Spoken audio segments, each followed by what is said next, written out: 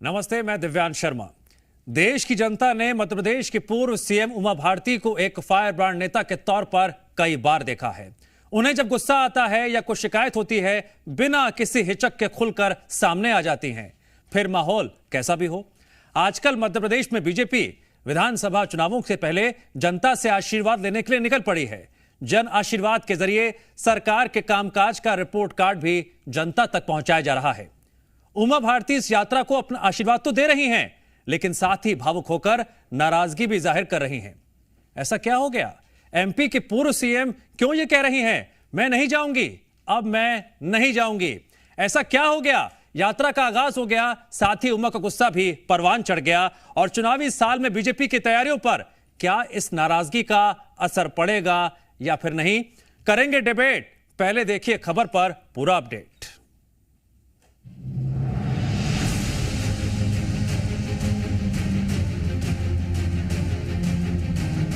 मध्य प्रदेश में बीजेपी की जन आशीर्वाद यात्रा का आगाज हो चुका है।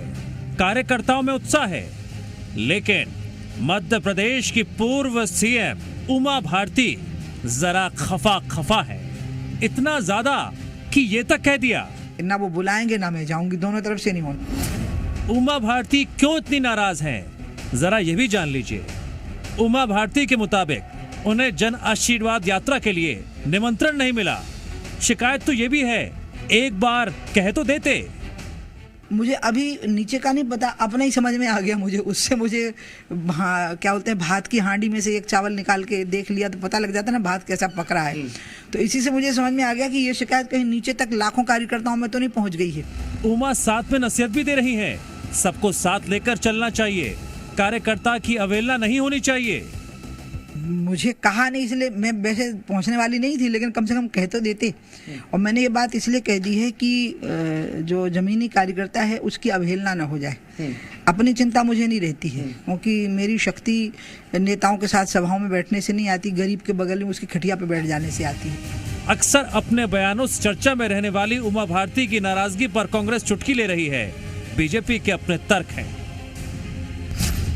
हमने पहले ही कहा कि भारतीय जनता पार्टी में सब कुछ ठीक नहीं चल रहा है। शिवराज, महाराज, नाराज 3 गुटों में भाजपा बटी हुई है। और ये इस बात से प्रमाणित होती है कि कड़ी मेहनत के बाद, कड़ी मशक्कत के बाद, कड़े संघर्ष के बाद 2003 में जिन उमा भारती जी ने भाजपा की झोली में सरकार की चाबी डाली थी, आज उन्हीं को हाशिए पर रख दिया गया है। और वो अपना दुख अलाप रही है, तो गलत नहीं अलाप रही है।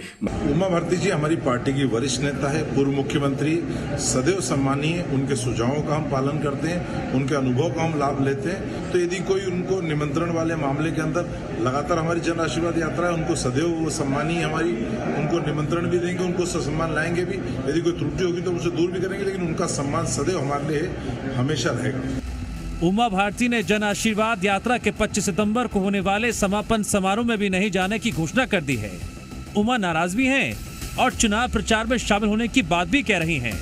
ऐसे में अब सवाल ये है, उमा भारती के बयान से आने वाले दिनों में क्या सियासी हलचल देखने को मिलेगी और चुनावों पर क्या असर पड़ेगा? ब्यूरो रिपोर्ट, जी मीडिया। जी हां, जब उमा भारती ये कह रही हैं और बता रही हैं कि मैं नहीं आऊंगी, तो उसके क्या मायने हैं, ये हम समझने की कोशिश भी करेंगे। और इसका 2023 के विधानसभा चुनावों पर क्या असर पड़ सकता है, क्योंकि उमा भारती के कई लाखों फॉलोअर्स हैं, कार्यकर्ता हैं और एक फायर ब्रांड नेता के तौर पर उमा भारती जानी जाती हैं।